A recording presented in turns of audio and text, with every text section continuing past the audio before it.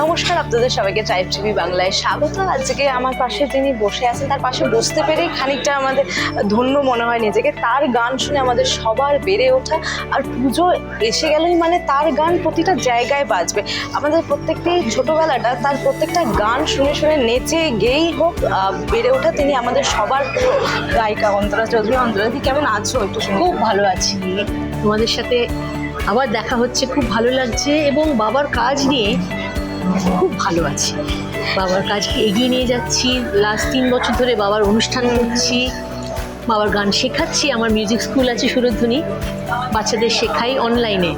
তো পৃথিবীর চারিদিক থেকে বাচ্চারা এসে গান শেখে এত এনজয় করে গায়। আমার তুমি যে ছোটোবেলার গানগুলো বলছো, এত এনজয় করে ওরা গায়, আমার নিজের খুব ভালো লাগে। এই যে আমাদের প্রত্যেকের ছোটবেলাটা আপনার গান দিয়ে ভরা। আমাদের প্রথম হাঁটতে শেখা, নাচতে শেখা ওই গানগুলো দিয়ে।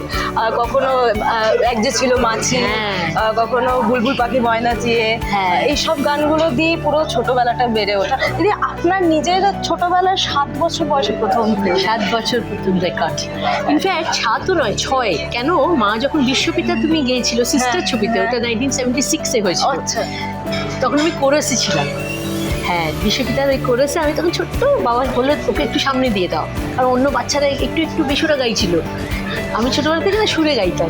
তো বাবা বললো ওকে একটু মাইকের সামনে দিয়ে দাও। তো তখন ওই বিশ্বপিতা আমি গেয়েছিলাম, ওটা ফার্স্ট রেকর্ডিং অ্যাকচুয়ালি। তারপরে কি হয়েছিল জানো, কিভাবে শুরু হলো, হিন্দি ছবি মিনু গানগুলো যখন খুব পপুলার হয়ে গেল 77-এ, তখন V Balsara, famous musician composer V Balsara বাবার কাছে এসেছিলেন যে সলিদা ওকে দিয়ে না বাংলায় বাচ্চাদের গান করান, এই পুজো রিলিজ। বাবা বললো বাহ, খুব ভালো আইডিয়া। তো তখন বুলবুল পাখি আর পুজোর গন্ধ এসে বাবা বানালো। ওই শুরু হলো যে ছোটদের যে যাত্রাটা, ওই সময় শুরু হলো। আমরা শুনেছি যে আপনার বাবা নাকি অডিশনও নিয়েছিলেন প্রথম গানের জন্য। বাবা অডিশন, বাবা তো ভাবেইনি যে আমি গান করি। মাই বললো বাবাকে ওকে একটু শুনে দেখো তো। তো লতাদির গানগুলো বসে বসে পুতুল খেলতাম খুব। হ্যাঁ, পুতুল খেলতে খেলতে গাইতাম। বাবা বললো হ্যাঁ, ঝিল্লিক ঝিল্লিক চিনো খুঁজে পেলাম, আমার ফেভারিট গান ছিল। বাবা বললো ওর গলাতে সুর আছে, তালও আছে, চলো ওকে স্টুডিও নিয়ে যাই।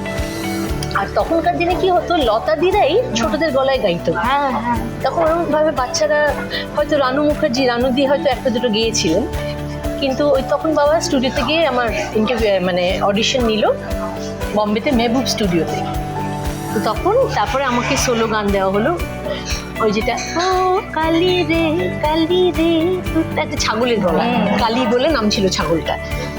এই কালি রে গিয়েছিলাম, আর মান্না কাকার সাথে তেরি গেলিও মে হামায়, একটা ক্লাসিক্যাল বেস গান একদম এটা। এবং আশাজির সাথে ধীরে ধীরে হলেসে, এটা তোমার ছিল বিশ্বপিতারই হিন্দি ভার্সন।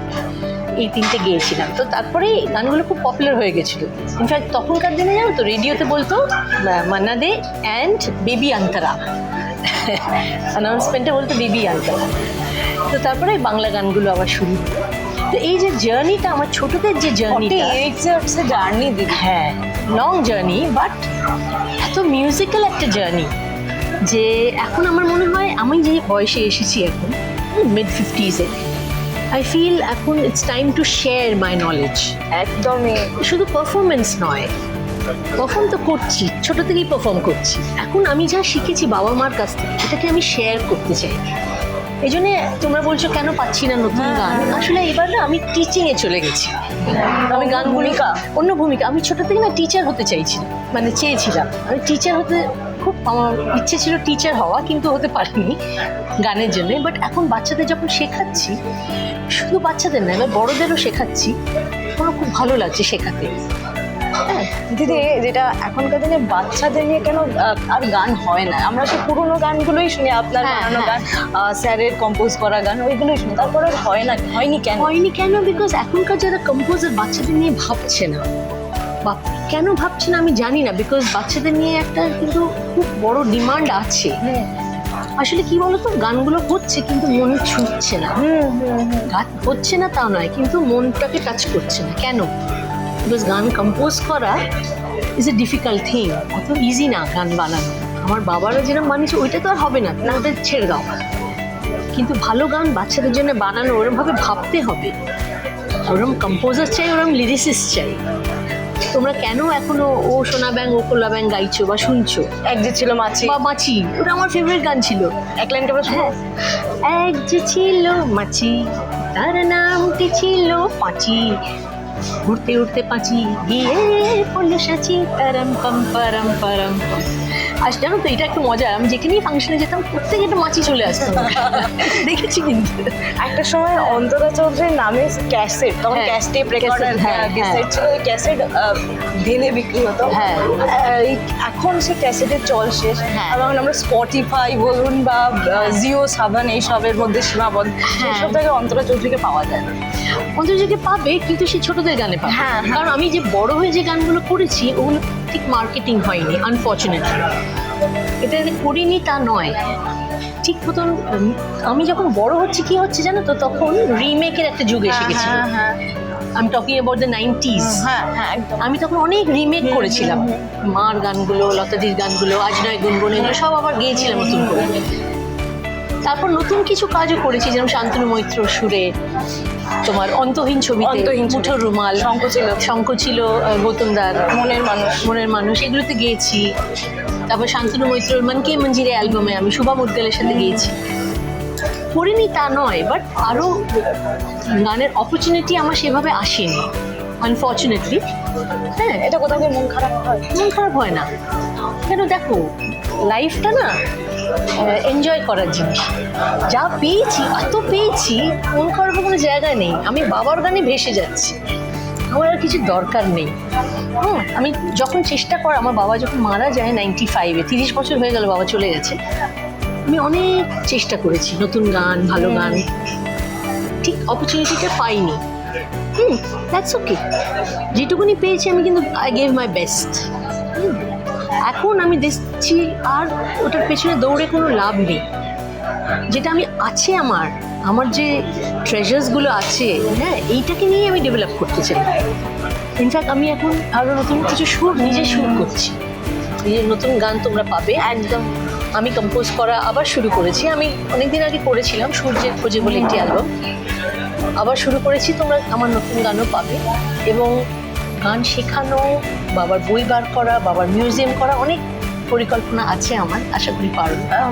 বাবার জন্য শুনছিল আপনার একটি আক্ষেপ রয়ে গেছে, মেট্রো স্টেশন কেন? হ্যাঁ, আমি শুধু মেট্রো কেন, বাবার নামে একটা অডিটোরিয়াম, সলিল সদন হওয়া দরকার, বাবার একটা মেট্রো স্টেশন হওয়া দরকার, একটা ভালো রাস্তা, এগুলো তো করতেই হবে আমাদের। তার জন্য আমরা সবাই লড়বো এবং আমরা আপিল করব গভর্নমেন্টকে, যে central government and state government, আমরা আপিল করব সবাই, সলিল চৌধুরী এটা হওয়ার দরকার।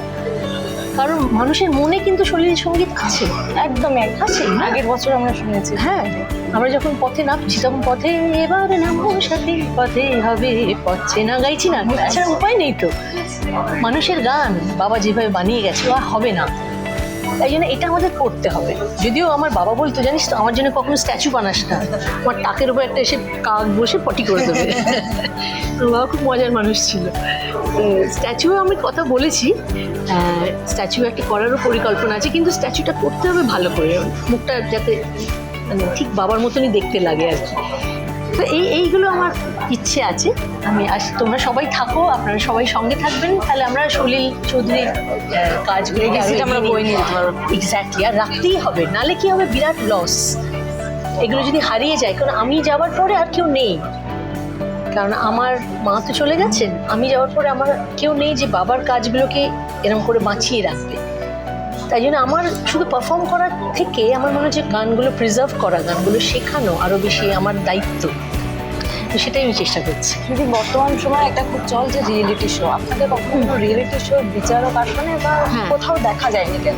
আমি করেছি, তা নয়, আমি সারেগামাতেও পার্টিসিপেট করেছিলাম, আমাকে দেখেছিল।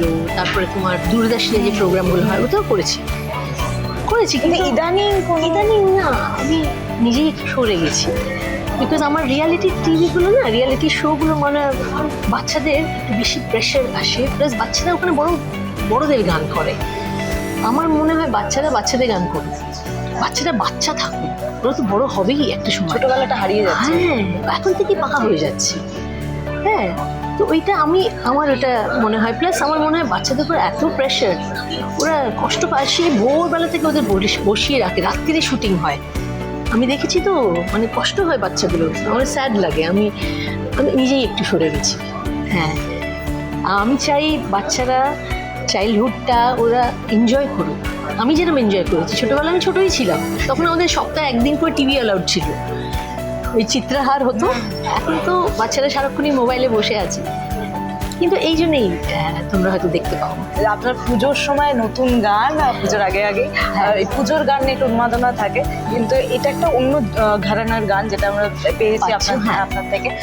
তো দর্শকদের সেটা একটু বলে দিন, সেটা আসছে হয়ে গেল। এই পুজোর যে গানটা আপনারা আমি শোনালাম না বিগিনিংয়ে, না না আচ্ছা আমি একটু দু লাইন আপনাদের একটু শোনাই। আমার নতুন গান আসছে পুজোর সময়, দূর অজানায় আমরা, এই গানের আপনি মাধ্যমে। পাহাড় ভালোবাসেন? আমি খুব ভালোবাসি পাহাড়, খুব ভালোবাসি পাহাড়, আমার সমুদ্র দুটোই ভালো লাগে। আমি খুব নেচারে ভেসে যেতে ভালোবাসি, আর পাহাড়ের ওই যে কুয়াশাটা ভেসে আসে না ঘরের মধ্যে, দারুণ লাগে। এই গানটা গাইবার সময় আমার তাই মনে হচ্ছিল যে যেন একটা কুয়াশার মধ্যে আমরা, মানে আমাকে ওই ফিলটা আনতে হবে গানের মধ্যে। দু লাইন শোনাই আপনাদের জন্য। দূর অজানায় কোথাও মন হতে চাই উধার, নিঃসীমানা হারাবার মুসাফির এক যাব, দূর অজানায় কোথাও মন হতে চাই উধার। ধন্যবাদ দিদি, থ্যাংক ইউ সো ধন্যবাদ। মাচ। খুব ভালো থাকবেন, এরকম আরো নতুন নতুন গান আনতে থাকুন আমাদের জন্য, আর বিনোদনের সমস্ত আপডেটের জন্য চোখ রাখুন ট্রাইব টিভি বাংলার পর্দায়।